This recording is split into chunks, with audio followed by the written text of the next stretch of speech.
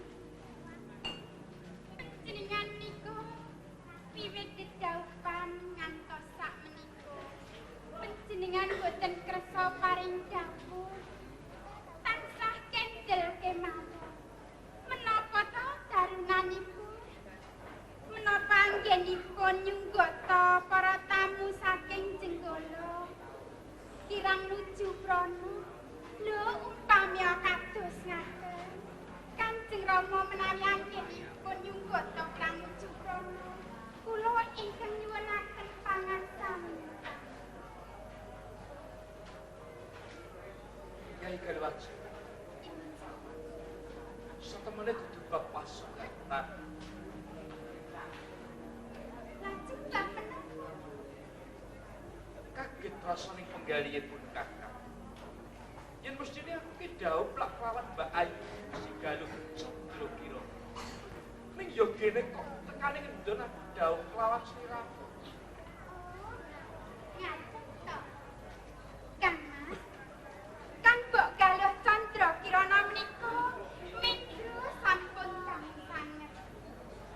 Kathah satya para nayaka praja anggenipun ngupati nanging boten saged minangka hasil.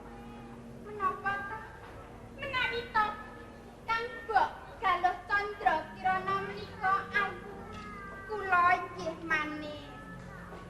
Menawi to Kang Mbok Galuh Candra Kirana menika kewis, kula nggih luwes. Yen boten wonten prabedanipun to Kang Mas. Iya. Ora ana prabedane. Galuh Candra Kirana iki wadon, sliramu uga wadon. Nanging ya sing gedhe pangapura Kyai Galuh. Yen saiki aku durung bisa tresna marang sliramu. Mergo katresnanku wis kadung tumuju marang Mbak Ayu si Galuh Candra Kirana. Yen nika kados pundi to? Monggo to Kang Mas, kula menika sampun arif sanget. Monggo kula ladosi. Wiwit kala wau lho wonten pasamuan. Para tamu ki kok randang kondur-kondur to. Mripatku selak ngantuk. Kula ngaten lho Kang Mas, kula Yen pancen sliramu wis ngantuk, kula gendang sare. Aku isih durung ngantuk. Kula. Iya. Sare piyambak. Iya. Lho, temanten anyar kok sare dhewe lak kecut. Kang Mas. Kok benten nggih kalian kekudanganipun para pini sepuh menika? Kepiye? Enimi, etole, besok yen to kowe dadi temanten, bakul mulya uripmu. Nyatanipun sareng kula sampun dados temanten, kok kula kepriye to kok ora diapa-apake lho.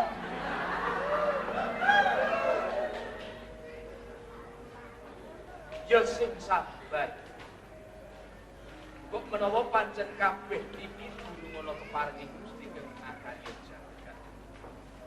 Mula saka iku Kyai Galwatsu. Wis to wis. Ora perlu dak ambali nyatane sliramu dhewe uga wis mangerti. Kaya ngapa rasaning penggalihipun Kakang. Sampun to. Kula kemawon saged ngestani dhateng panjenengan slaminipun lho Kang. Aku percaya yen mesti bakal bisa tresna marang pun Kakang. Nanging rasaku sing isih tetep belum bisa tuwuh tresna tumandung marang sliramu.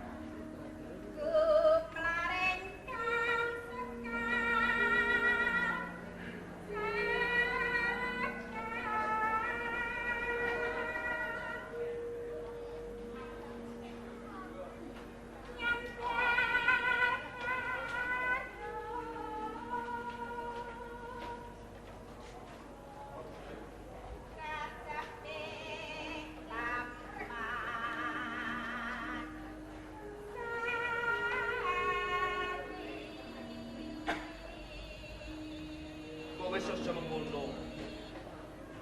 Iki mengko yang dimirengake para ati malah melingsem.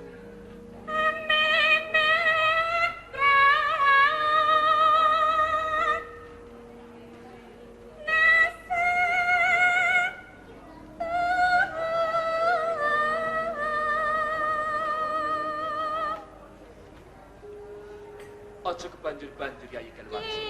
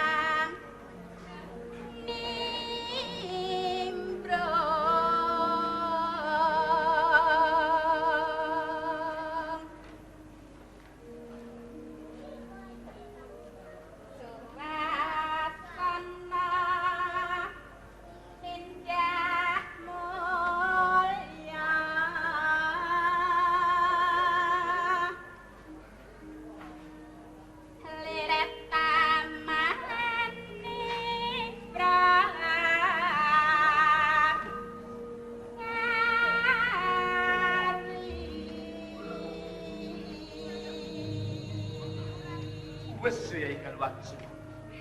Wis. Elingo Kyai Galwatsu. Aja banjur-banjur.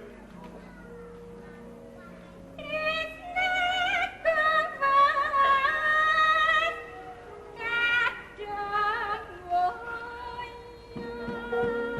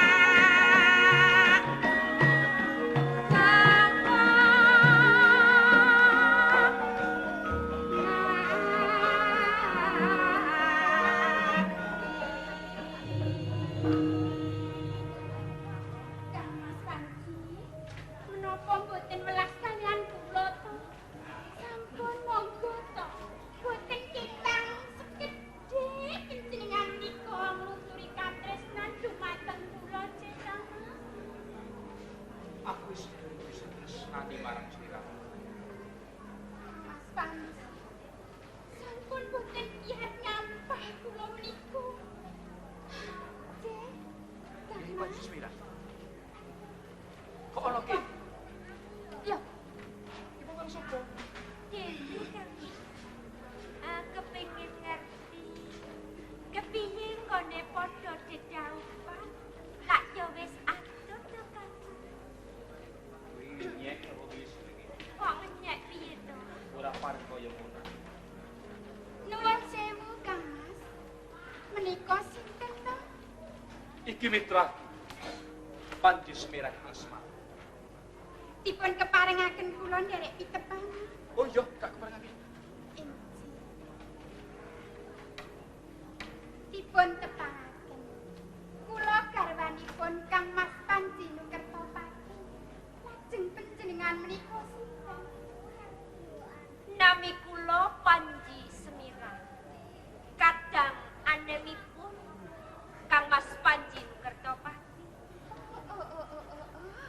Panjenengan kok kagungan kadang kok bagus banget ya Kang Mas nggih. Waduh. Ora ngira babar pisan lho.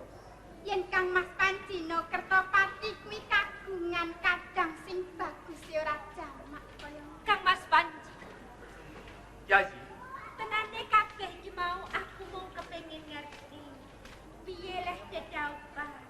Lak ya wis atur, aja nganti tukar pantu, Kang.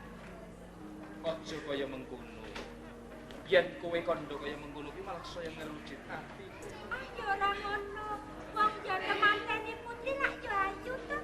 Lak ya padha wae ditresnani. Nggih, cuwun sewu nggih Kang Mas Nukertopati. Keparenga kula menika badhe netakaken anjen kula paring titah. Oh iya. Iya.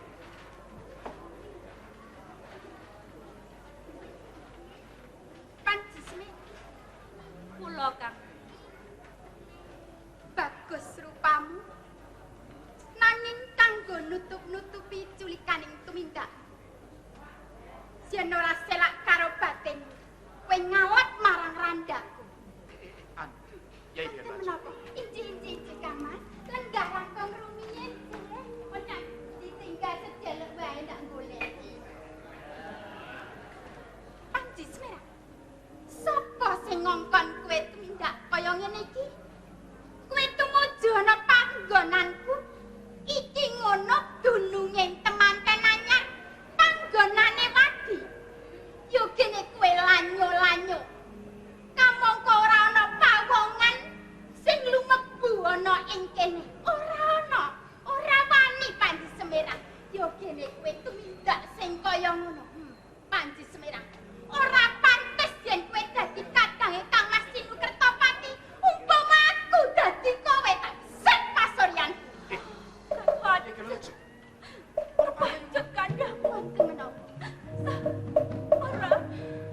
Tutup nanggonmu temantenan, Kang Mas. Yai Panji Semirah. Ora. Yai Panji. Yai Panji Semirah.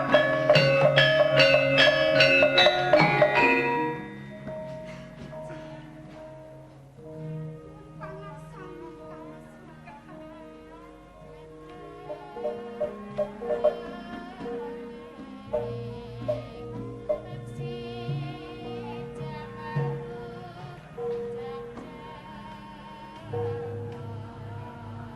Yai Galwansa. Katimbalan. Lagi saiki aku ngerti yen tenane kasulistianing pasuryanmu kuwi nyimpen watak kepengis, nyimpen watak kang kejep ing atas sing kowe iki putri putraning Nalendra. Ning yo gene ucap kowe iki mandhuk marang Panji Semirah banget nyonyok marang rasane. Kaya mengkono kuwi mau dudu ucaping putri putraning ratu. Nanging ngucap ing sawijining wanita karo saudara telu saurupan paribasan. Iki awit saking kebenanging raos kula. Dados boten mega dhateng traksila kula. Mila sepisan malih kula nyuwun pangarsani Kang Mas Nukertopati. Yen ngono tegese wis ketok. Saiki wis saya cetha. Kowe katon manis manuwara ucapmu mergo kowe ngraes katresnan marang aku. Nek upama to kecenthok ing Pancabaya mbok menawa kowe bakal luwih kasar ngadepi marang aku. Mula Yai Galwaju, sing gedhe pangapuramu aku ora bisa caketan kelawan kowe cukup. Kang Mas Nukertopati.